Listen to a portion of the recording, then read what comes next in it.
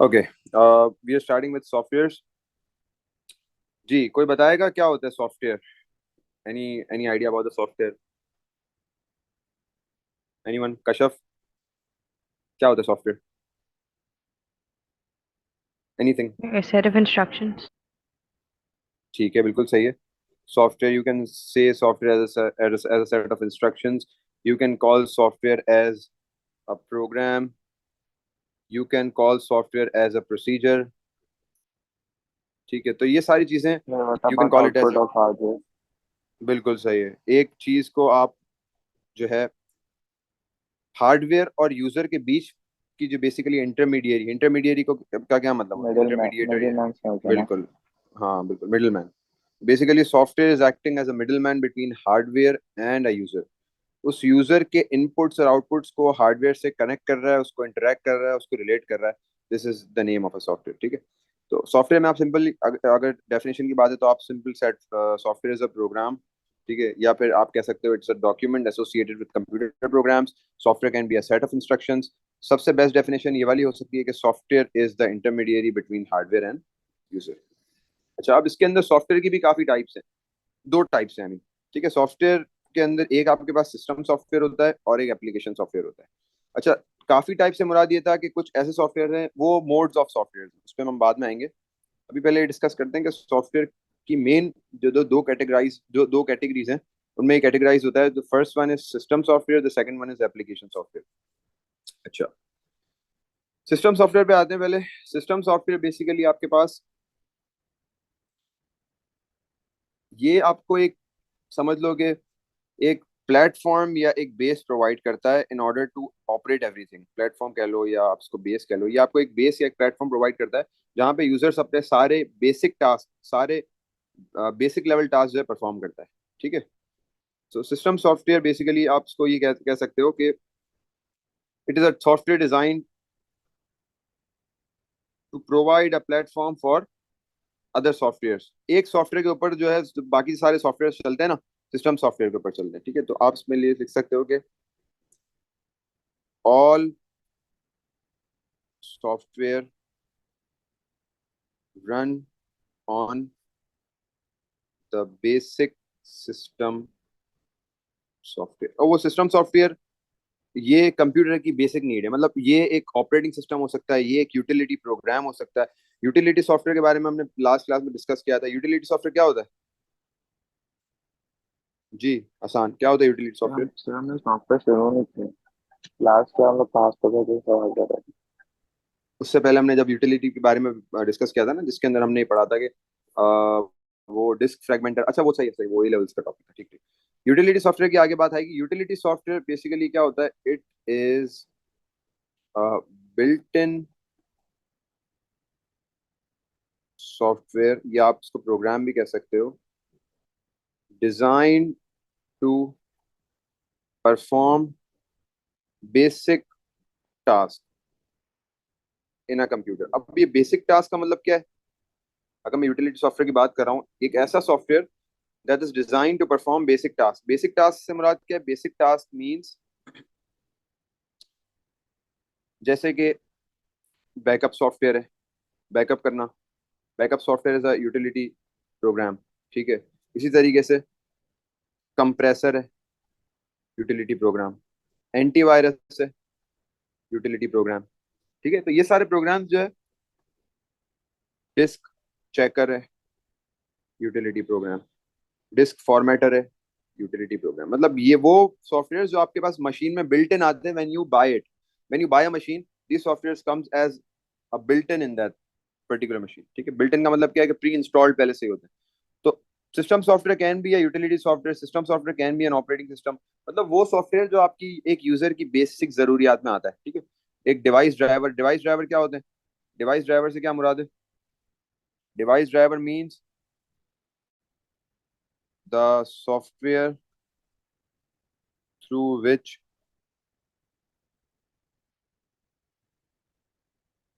basic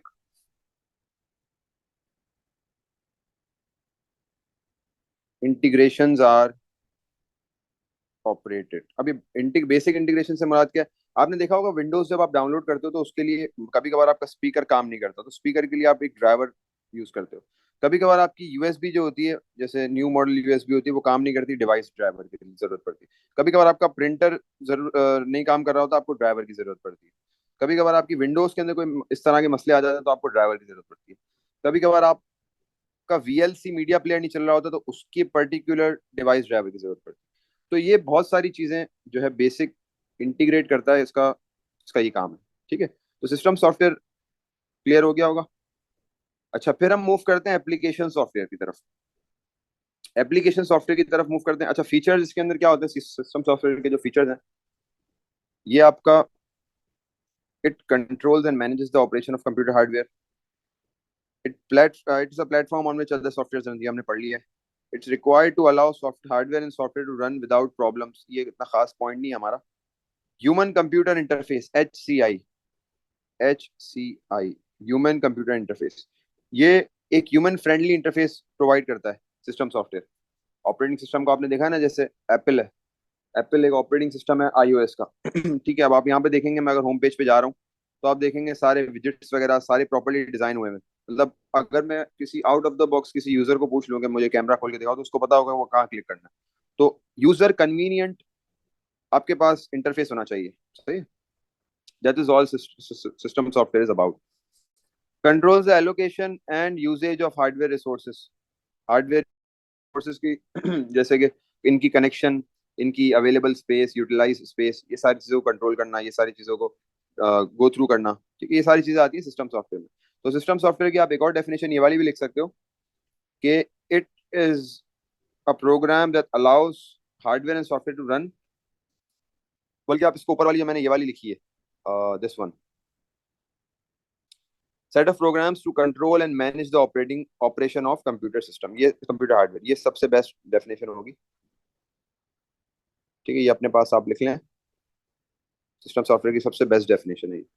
ठीक है, लेकिन अगेन मैं एक चीज अपने स्टूडेंट्स को कहता हूँ कि आपको दो या तीन, एक चीज के आपको दो या तीन पॉइंट्स तो मिनिमम पता होने चाहिए। क्योंकि हो सकता है वो आपको 2 मार्क्स पूछ ले, हो सकता है वो आपको 3 मार्क्स पूछ ले, हो सकता है वो आपको 4 मार्क्स पूछ ले, तो आपके 3 पॉइंट के साथ आप एग्जाम्पल दे सकते हो which is acting as a fourth point there.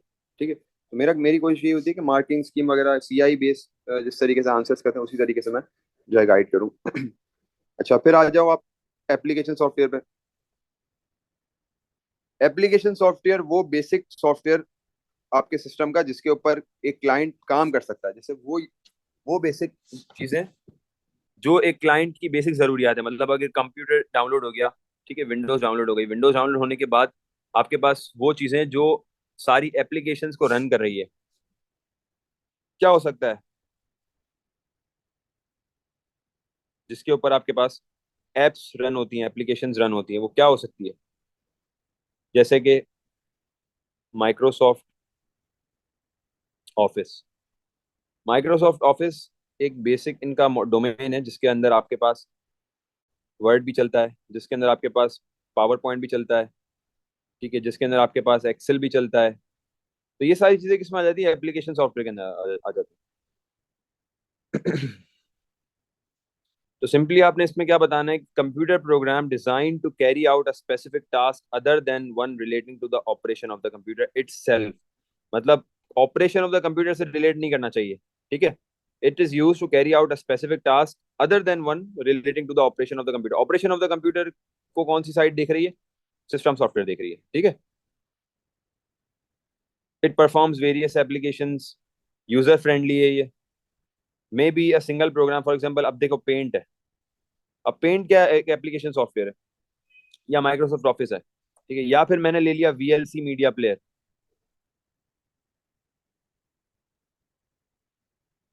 और कोई एग्जांपल? माइक्रोसॉफ्ट फोटो व्यूअर जो आपकी विंडोज 10 के अंदर बिल्टन आता है। जी, और एग्जांपल कोई? Sir note take it. Note, one note हो गया, नोटिंग ऐप हो गई। ठीक है, ये सारी चीजें इसके अंदर आ जाती हैं। अच्छा, बैकअप सॉफ्टवेयर। बैकअप सॉफ्टवेयर के ऊपर हम डिस्कशन पहले कर चुके हैं। वापसी बैकअप सॉफ्टवेयर पे हमने बिल्कुल प्रॉपर मतलब डिटेल डिस्कशन नहीं करी। It is a software that creates a second copy of a file or multiple files। ठीक है। बैकअप सॉफ्टवेयर कहाँ पे काम आता है हमारे पास जी? Where is backup software use, मतलब बैकअप सॉफ्टवेयर को मेन यूज करने का क्या काम है? मेरे पास एक चीज तो सेव हुई भी है ना, मैं उसको वापस कॉपी क्यों बनाऊं उसकी और दूसरी जगह पे सेव क्यों करूं? वाई? अगर कोई चीज करप्ट हो जाए तो? बिल्कुल, अगर हो सकता है डिवाइस करप्ट हो जाए, ठीक है, हो सकता है कि लॉस्ट हो जाए कोई डिवाइस, मतलब अगर हार्ड डिस्क मैंने रखी हुई है, हो सकता है वो कहीं रख दूं मैं, पोर्टेबल हार्ड डिस्क अगर मैं कहीं रख दूं लॉस्ट हो जाए, ठीक है। हो सकता है कि मेरी जो रैम वगैरह में कोई ऐसा मसला आ जाए जिसकी वजह से मेरी हार्ड डिस्क इफेक्ट हो जाए, ठीक है, कुछ इस यार तरह का मसला आ स्टोरेज जाए को जो रिड्यूस करने के लिए ना, मेन स्टोरेज को रिड्यूस करने के लिए, मेन स्टोरेज को मतलब रिड्यूस करने का भी एक रीजन मतलब है। बर्डन को बर्डन, स्प्लिट ऑफ कर ले तो वो ओवर लेकिन हीट ना हो जाए। लेकिन मेन रीजन बैकअप का वो नहीं है। मेन रीजन क्या है कि उसको एक सेकेंडरी कॉपी इसलिए रखना ताकि in case of any miss handling या मिस अगर आपके पास कॉन्फिडेंशियल फाइल्स हैं या कोई ऐसी इंपॉर्टेंट फाइल्स हैं, तो उसके आपको एटलीस्ट आपके पास एक कॉपी तो होगी ना कहीं। तो इसलिए बैकअप यूज होता है। और ज्यादातर बैकअप सॉफ्टवेयर का क्या काम होता है? बैकअप सॉफ्टवेयर का काम होता है एक शेड्यूल बनाना, कि जैसे पहली फाइल बैकअप हो गई, फिर सेकंड फाइल बैकअप हो गई। बैकअप सॉफ्टवेयर आपको मतलब हफ्ते के हिसाब से, 2 हफ्ते के हिसाब, जैसे आपको सबसे अच्छी एग्जांपल क्या होगी? व्हाट्सएप।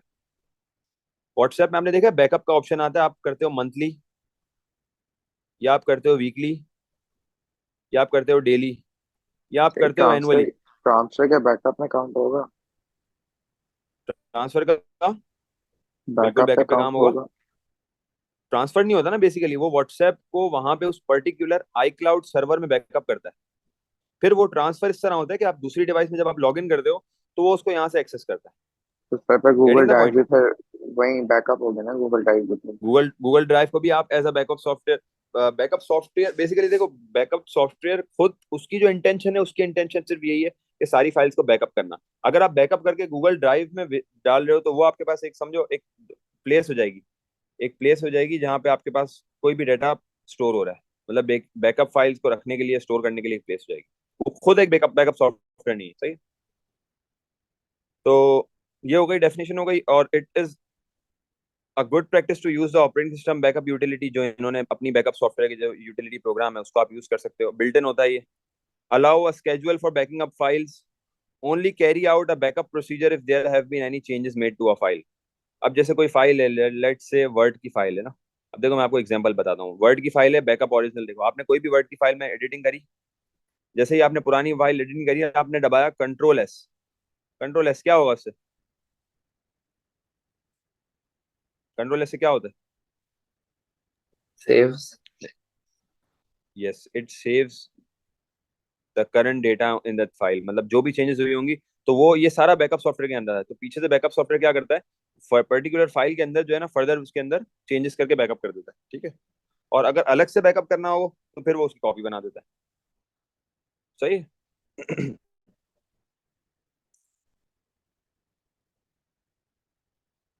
सिक्योरिटी सॉफ्टवेयर का क्या काम है? Security software security software is responsible. Manage password ना, तो मैनेज पासवर्ड और इनक्रिप्ट डेटा, जैसे व्हाट्सएप का हाँ इंक्रिप्शन वाला। बिल्कुल, जैसे एंड टू एंड इंक्रिप्शन देना रिसीवर को, सेंडर को, it all comes in system software, sorry security software. Security sir software लेकिन सर लेकिन बेसिकली, जैसे जी व्हाट्सएप में होता है कि इंक्रिप्शन तो इंक्रिप्ट होता है, लेकिन जो डेवलपर्स हैं वो तो देख सकते हैं ना कि हम लोग क्या मैसेज कर रहे हैं, उनके पास तो की होती है ना। हाँ देखो, अलग अलग पोर्टल्स होते हैं, उसमें एक एडमिन पोर्टल होता है जिसको एडमिन एक्सेस होती है, एक होता है मैन्युफैक्चरर होता है, उसके पास अलग एक्सेस होती है। लेकिन काफी लोग, मतलब एक ऐसा डिपार्टमेंट होता है जिसके पास आपके चैट्स की एक्सेस होती है, ठीक है। लेकिन इंक्रिप्शन तो इसलिए है ना कि रास्ते में उनका तो एक ही इंटेंशन है ना, कि वो हैकर कोई या फिर कोई मिडिल मैन ना रीड कर सके। उनका ये, आप तो ये सोच के नहीं करते ना कि वो पढ़ रहे होंगे, आपके तो जहन में ये होता है ना कि मेरा डेटा कॉम्प्रोमाइज ना हो जाए। समझ रहे हो? तो it manages access control and user accounts. ठीक है। और सिंपली बेसिकली ये काम इस्तेमाल होता है सिक्योरिटी सॉफ्टवेयर। इट इंक्लूड्स, या आप कह दो कि इट कैरीज आउट, बल्कि इससे भी बेहतर मैं आपको बताता हूँ, it is responsible for the data, for the encryption and decryption of data. ठीक है। और ये खुद क्या है? ये खुद एक यूटिलिटी सॉफ्टवेयर है। अच्छा, ये किससे लिंक करता है? ये वायरस चेकर से लिंक करता है, स्पाईवेयर से लिंक करता है। ये दोनों यूटिलिटी सॉफ्टवेयर आ गए थे, मैंने बोला ना आपको, ये दोनों यूटिलिटी सॉफ्टवेयर हैं। ये जब आप कंप्यूटर नया बाय करते हो तो उसके अंदर आपको एक बेसिक यूज मिलते हैं। मतलब जैसे ही आपने विंडोज करी, आपने ऑपरेटिंग सिस्टम कर लिया, आपने विंडोज जैसे ही डाउनलोड इंस्टॉल कर ली, विंडोज इंस्टॉल करने के बाद आपको ये बेसिक चीजें मिलेंगी।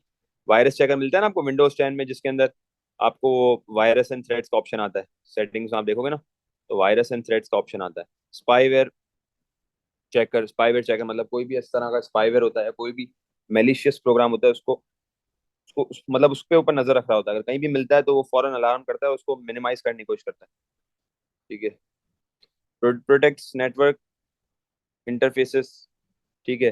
जैसे कि फायरवॉल है, सिक्योरिटी सिस्टम फायरवॉल का भी हाथ में होता है। फायरवॉल का काम क्या है? अगर मैं भी फायरवॉल को डिस्कस करूं यहाँ पे, तो व्हाट डज फायरवॉल मींस? जी, sir does incoming anyone? Data को सर इनकमिंग डेटा को स्कैन करके जो वायरस होता है उसको रिमूव कर देता बिल्कुल सही है। It is a program that examines the ingoing and outgoing traffic of data on a server। ठीक है। तो ये बेसिक फायरवॉल की एग्जांपल है। और फायरवॉल दो तरह के होते हैं। फायरवॉल एक एक सॉफ्टवेयर की फॉर्म में भी होता है और एक हार्डवेयर की फॉर्म में होता है। सॉफ्टवेयर की फॉर्म में कहाँ यूज होता होगा, हार्डवेयर की फॉर्म में कहाँ यूज होता होगा? जी, एनीवन,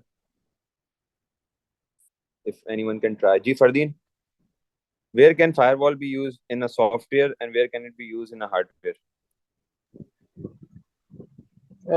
फायरवॉल कोई if you are using application it as like a software. Browser, for the all browser right. And कोई एप्लीकेशन हो ओके। उसको डिटेक्ट करने के लिए, उसको यूज करने की फायरवॉल हेल्प करता है। तो बेसिकली वहां पे पर्पस क्या होगा फायरवॉल का? If I am using it as in a browser, तो मेरा बेसिक पर्पस क्या होगा? If I am using it on Google Chrome, Google Chrome built in to firewall. Protect the device for viruses और किसी और चीज के लिए बिल्कुल लाइक। बिल्कुल बिल्कुल सही है। तो it will detect incoming and outgoing traffic के अंदर जो भी कोई अगर सस्पिशियस फाइल होगी वो उसको रोक देगा, डायरेक्टली मना कर देगा। जी जी। अच्छा, मैं अब मुझे बताओ हार्डवेयर में यूज कहाँ है इसका, हार्डवेयर फायरवॉल? हार्डवेयर में डिटेक्ट करने के लिए कि क्या डैमेज हुआ हुआ है या नहीं। हम्म। नहीं, नहीं, एनीवन एल्स? हार्डवेयर का नहीं। जी, इब्राहिम, क्या हो सकता है hardware hardware firewall? Sorry, sir, no idea. Ahmed, क्या हो सकता है हार्डवेयर सॉफ्टवेयर? बाकी स्टूडेंट्स?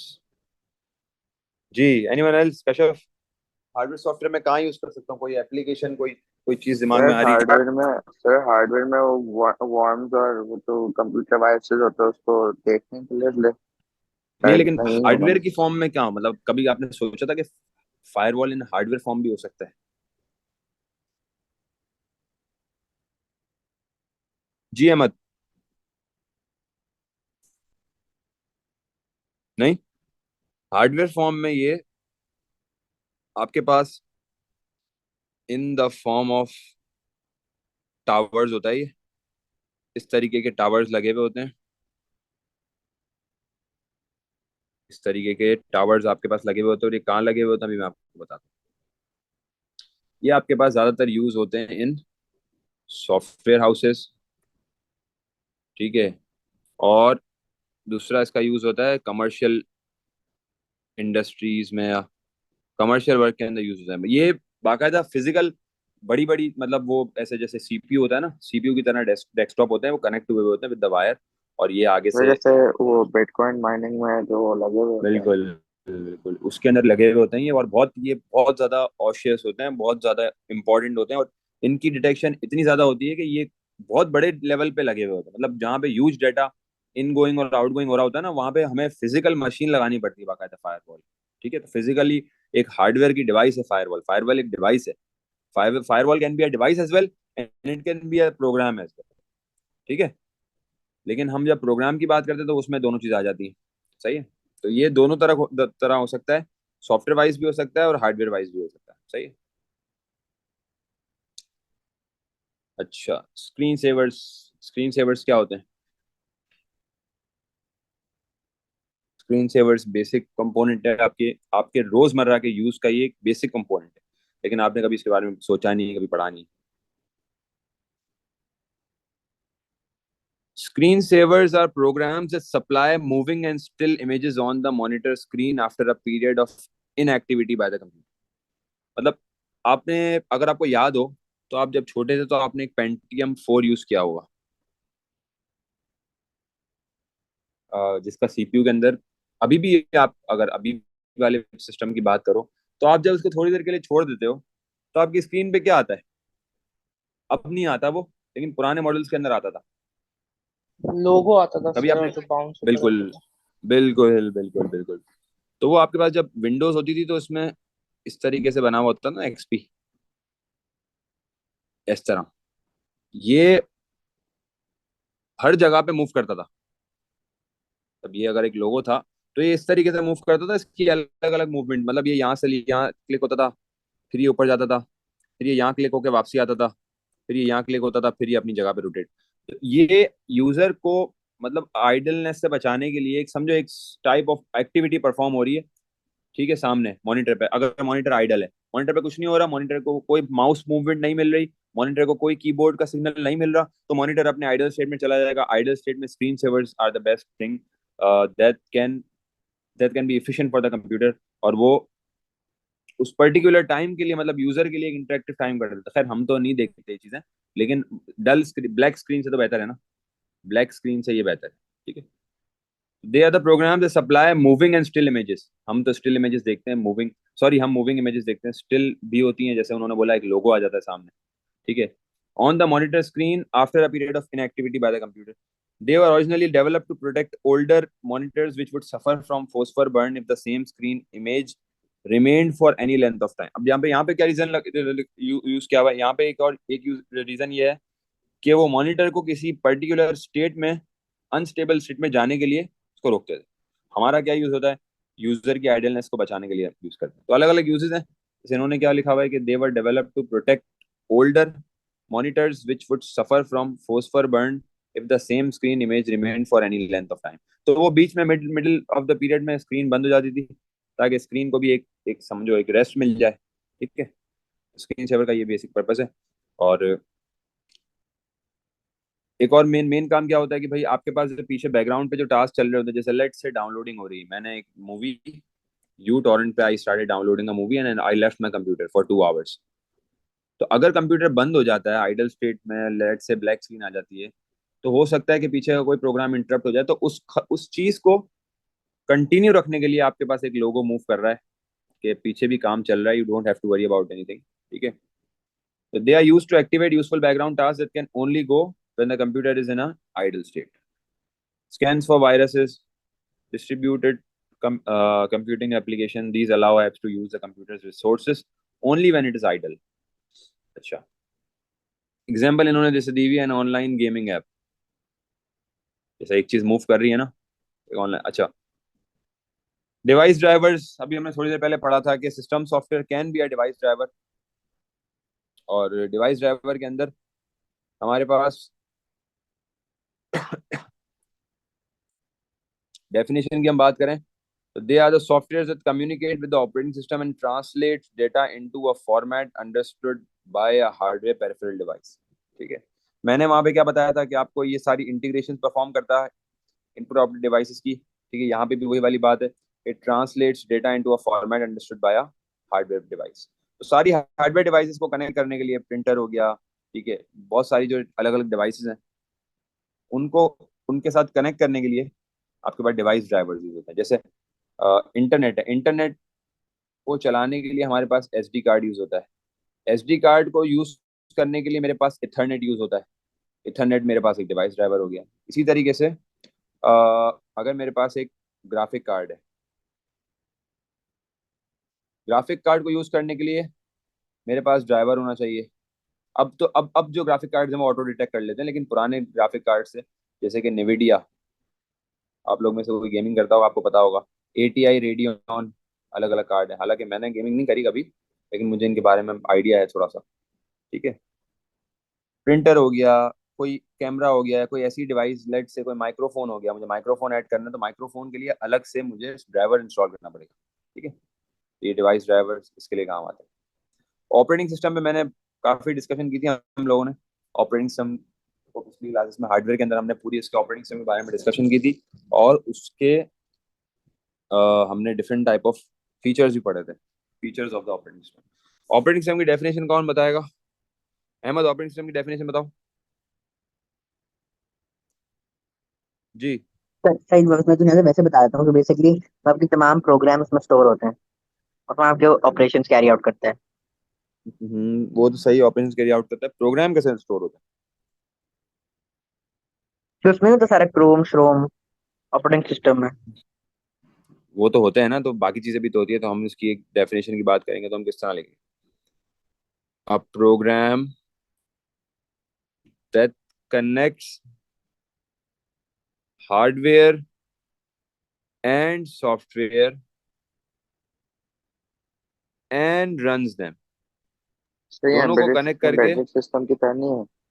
एम्बेड सिस्टम में तो ये हो जाएगा ना कि आपके पास उसका इनपुट आउटपुट और मेमोरी प्रोसेसर होना चाहिए। यार एम्बेड लेकिन सिस्टम की मैं आपको ऑपरेटिंग सिस्टम में भी तो हार्डवेयर और सॉफ्टवेयर होता है, दोनों में तो हार्डवेयर हाँ, लेकिन सॉफ्टवेयर है। उसके अंदर आपके पास माइक्रो प्रोसेसर्स भी इन्वॉल्व हो जाते हैं, समझ रहे हो? उसमें आपके पास हार्डवेयर डिवाइसेस, सॉफ्टवेयर डिवाइसेस, मतलब उसमें हम यूं बोलते हैं ना, इनपुट आउटपुट डिवाइसेस और मेमोरी। उसमें तीन चीजें होती हैं, इनपुट आउटपुट डिवाइसेस, मेमोरी और माइक्रो प्रोसेसर। सही है, तो तीन दो, ये दो अलग अलग चीजें हैं। एम्बेडेड सिस्टम में आपके पास इनपुट आउटपुट डिवाइसेस होती हैं, मेमोरी होती हैं और माइक्रो प्रोसेसर होगा। जो नए हैं उनको मसला टेंशन लेने की जरूरत नहीं है।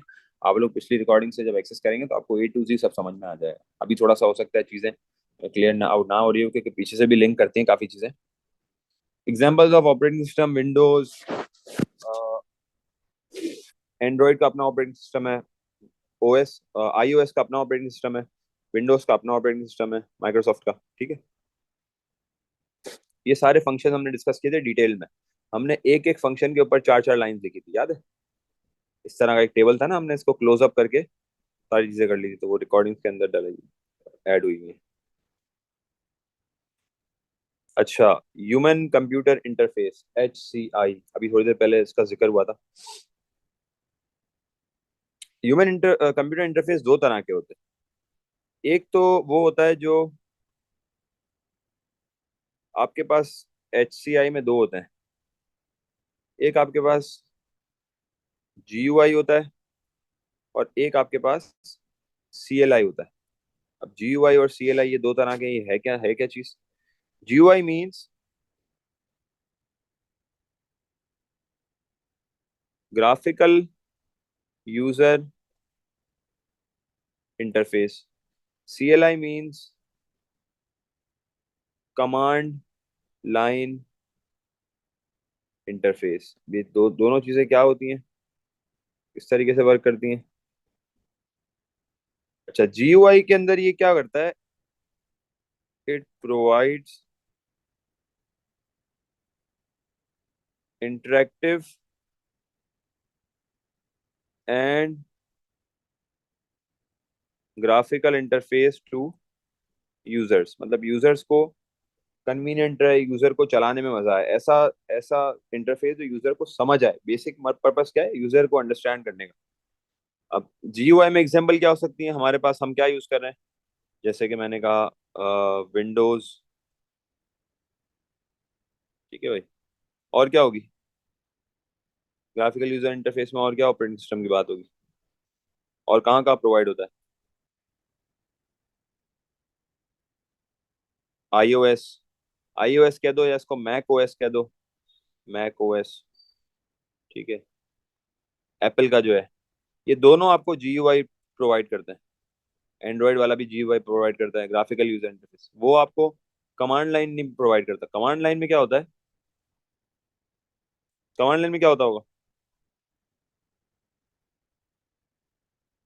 इट इज अ ड्राई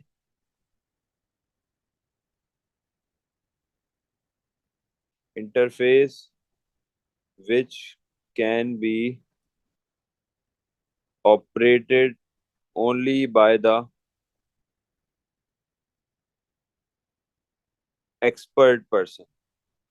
अब जो उसको चलाना जानता हो, ओनली ही और she can run it. But GUI का क्या होता है? इट कैन बी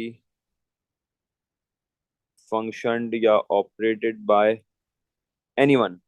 मतलब अगर मैं कभी किसी को बराबर से भी बुला लूं, अगर कोई बाहर में रोड पे बंदा बुला के दिखा दूं कि यार इसमें मुझे कैमरा बता दो कि where is the camera located in my phone, तो वो आगे पीछे करके कैमरा का और कैमरा के लोगो से कैमरा निकाल लेगा ना। मतलब तो पता है कि भाई कैमरा का एक पर्टिकुलर लोगो है, तो कैमरा के लोगो से कैमरा पिक कर लेगा, ऑब्वियसली बात है। लेकिन CLI सिर्फ वो चला सकता है जो CLI को जानता हो, जिसको CLI चलाना आती है।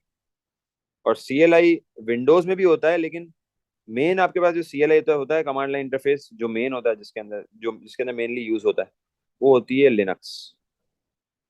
लिनक्स हो गई, उबंटू हो गई, ये ऐसे ऑपरेटिंग सिस्टम है जिनका जो है इंटरफेस बहुत ज्यादा ड्राई है। और इवन विंडोज भी प्रोवाइड करती है कमांड लाइन इंटरफेस, विंडोज भी प्रोवाइड करता है कमांड लाइन इंटरफेस। CLI वो है आपके पास इस तरीके से ब्लैक कलर का आता है ना बॉक्स, देखा होगा आपने, और पूरा ब्लैक हुआ होता है ये। इसके अंदर आपको छोटे छोटे से वो लिखे हुए आ रहे होते हैं कि C/desktop स्लैश माई PC। ये देखा है किसी ने ओपन किया है ये? स्लैश फाइल्स, और यहाँ पे डॉट डॉट डॉट बना हुआ होता है, और यहाँ आपको लिखना होता है, कर्सर बना होता सर वो जो है। कमांड प्रॉम्प्ट को। हाँ, वो जो कमांड प्रॉम्प्ट होता है ना, बेसिकली वो कमांड लाइन इंटरफेस वही चीज है।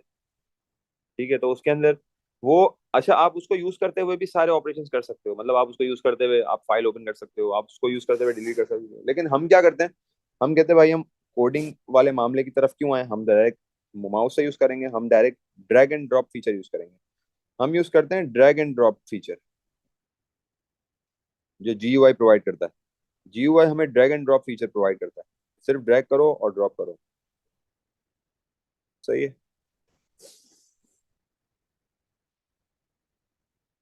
देखो यहाँ पे क्या लिखा हुआ है, CLI requires a user to type in instructions in order to choose options from menus। मतलब उसको यूजर को ये देना, ये मिल गया ये रहा, ये चीज है। There are number of commands that need to be typed in। मतलब उसको यूजर को टाइप इन करना पड़ता है, ड्रैग एंड ड्रॉप नहीं कर सकता यूजर, इसलिए CLI हमारे पास पॉपुलर नहीं है। ठीक है, सेव करनी हो फाइल को, लोड करना हो, you you have to write a proper command on this. जैसे यहाँ पे अगर आप क्लोजली, अगर आपको क्लियर दिख रहा हो, ये हमारी डायरेक्टरी है। डायरेक्टरी का मतलब फाइल है हमारी, इस फाइल के अंदर काम हो रहा है। ठीक है, ये अलग अलग आपने वो दिए में, मतलब मैंने टेस्टिंग लगाई वर्क स्लैश, ये मैंने जब ऐड करा, मेरे पास ये सारे ऑप्शंस खुल गए। फिर मुझे जो भी करना होगा, फिर मैं वही स्लैश डाल के उसको ऑप्शन को डाउन जाऊँ, मतलब मुश्किल है थोड़ा सा, हर कोई नहीं कर सकता। और प्रेफर भी नहीं करोगे, मतलब इसको रन करना प्रेफर करोगे, ऑब्वियसली बात है नहीं करोगे। मैं ऐसे डिवाइस को जहाँ पे मेरे पास सारे आइकन्स हैं, इस तरह के मुझे आइकन्स मिल रहे हैं, मैं उस पर जाऊंगा? कभी नहीं जाऊंगा, क्योंकि मेरे यहाँ पे वन टच के ऊपर चीजें खुल रही हैं। ठीक है, तो वहां पे मैं नहीं प्रेफर करूंगा। This is why GUI is a lot more popular than CLI। सही है? GUI allows a user to interact with a computer anything। If he wants to play a game, he wants to use MP3 player, he can just click on them using pictures and symbols। ठीक है, तो ये जो definitions भी लिख लो। CLI requires the user to type in instructions, to choose options from menus, or it has a number of commands that need to be typed in। ठीक है, ये दो उसकी लिख लो CLI की। एंड GUI की लिख लो, GUI allows the user to interact with the computer, जैसे गेम प्ले करनी हो, कुछ भी करना हो, using pictures or symbols rather than having to type in commands. ठीक है ना, कोई भी नहीं चाहेगा ना कि वो पूरा पूरा कमांड लिखे। ऑब्वियसली बात है, अगर मुझे माइक्रो उस पे सॉन्ग, अगर मुझे कोई I want to listen a song, so I be direct pressing that particular button of headphone, मेरी सॉन्ग की लिस्ट आ जाएगा। अगर मुझे मेल में जाना है तो why would I write a long function about of a long code about going towards the mail, भले अगर एक लाइन का भी हो तो मेल को क्लिक करके मेल पे जा सकता हूँ ना। सही है, माइक्रोसॉफ्ट ऑफिस वगैरह कोई भी चीज को मैं एक्सेस करके जा सकता हूँ उसके ऊपर, मैं क्यों लिखूं। सही है।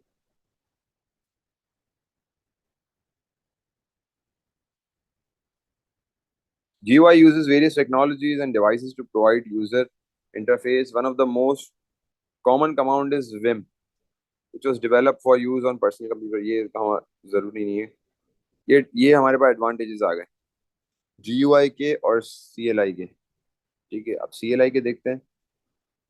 CLI का सबसे बड़ा एडवांटेज ये होता है कि CLI के अंदर यूजर कंप्यूटर से डायरेक्ट कन्वर्सेशन कर रहा होता है, डायरेक्ट कम्युनिकेशन कर रहा होता है, मतलब there is no middle person to translate the information. मतलब ग्राफिकल इंटरफेस, यूजर इंटरफेस क्या कर रहा है, ग्राफिकल यूजर इंटरफेस बीच में जो है इसका मिडिल मैन है, जो कंप्यूटर को उसकी इंस्ट्रक्शन को एग्जीक्यूट करके कंप्यूटर को फॉरवर्ड कर रहा है, फिर वो हमारा काम हो रहा है। लेकिन कमांड लाइन इंटरफेस में क्या है, इसमें डायरेक्टली जो भी मैसेज है आपको कंप्यूटर को डायरेक्ट कंप्यूटर सिस्टम को डिलीवर कर रहा है और वही उसको अंडरस्टैंड कर रहा है। User is not restricted to a number of pre defined, ये जरूरी नहीं है। It is possible to alter computer configuration settings, ये मेन एक और इम्पोर्टेंट पॉइंट आ गया। It is possible to alter computer configuration setting, मतलब कंप्यूटर की डीपर सेटिंग्स के अंदर भी मैं जा सकता हूँ थ्रू कमांड लाइन इंटरफेस, लेकिन GUI के थ्रू नहीं जा सकता। GUI के थ्रू मुझे जो दिख रहा है ना, सिर्फ मैं उसी की तरफ जा सकता हूँ। सही है, क्योंकि बाज़ औक़ात ऐसे भी ऑप्शंस होते हैं जो अगर मुझे मेमोरी देखनी है, ठीक है, तो मुझे मेमोरी देखने के लिए मैं क्या करूँगा, मैं अगर मेरे सामने वाली मेमोरी है जो कोई डिस्क या ड्राइव की मेमोरी है, तो मैं डायरेक्टली क्लिक करके राइट क्लिक करके उसके प्रॉपर्टीज में देख लूंगा। लेकिन अगर मुझे कोई बैकएंड की मेमोरी देखनी है या मुझे देखना है कि रैम कितनी यूज हो रही है या इस तरह की कोई चीज देखनी है, तो फिर मैं उसके लिए प्रॉपर कमांड लिखूंगा। Getting the point? ठीक है, और ये कवर करता है small amount of computer memory, ये ज्यादा स्टोर भी नहीं करता, ये small amount of computer memory cover करता है। ठीक है, डिसएडवांटेज क्या होंगे? User needs to learn a number of commands to carry out basic operations. Obviously बात है, हर कोई तो इसको इस्तेमाल नहीं कर सकता ना, आपको उसको पूरा पढ़ना पड़ेगा। अब जैसे काली लिनक्स है, लिनक्स का मैं आपको अगर दिखाऊं, लिनक्स का जो CLI है, आपको दिखाता हूँ एक।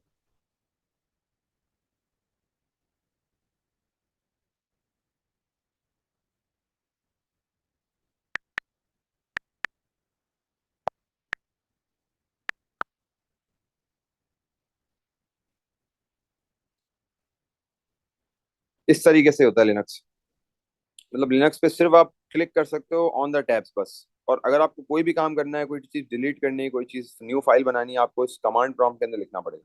जो ग्रीन लाइन आ रही है ना, ग्रीन कलर का टेक्स्ट है, उसके बाद आपको देखोगे तो एक डैश बना हुआ है, वहां पे आपको लिखना पड़ेगा। हर छोटे से छोटा काम मुझे यहाँ पे लिख के करना पड़ेगा। जैसे कैमरा के लिए होगा option camera slash dot open, इस तरीके से मुझे लिखूंगा, क्लिक करूंगा, एंटर करूंगा तो फिर। लेकिन फायदा क्या है कि ये मेमोरी बहुत कम कंज्यूम कर रहा है मेरी। ठीक है, लेकिन याद भी करना पड़ रहा है मुझे पूरा। दूसरी बात है, I have to learn through them, तो मैंने खुद पर्सनली काली लिनक्स सीखा हुआ है, तो मुझे काली लिनक्स पहले सीखना पड़ा, फिर मैं कर सकता था ना प्रोग्राम, तो हर कोई नहीं कर सकता। All command need to be typed in which takes time and can be error prone. Obviously बात है, अगर आप कमांड लिख रहे हो सकता है आप कमांड करते हुए गलती कर जाओ कोई भी, तो there is a high chance of error. ठीक है, each command must be typed in using the correct format, spelling and so on.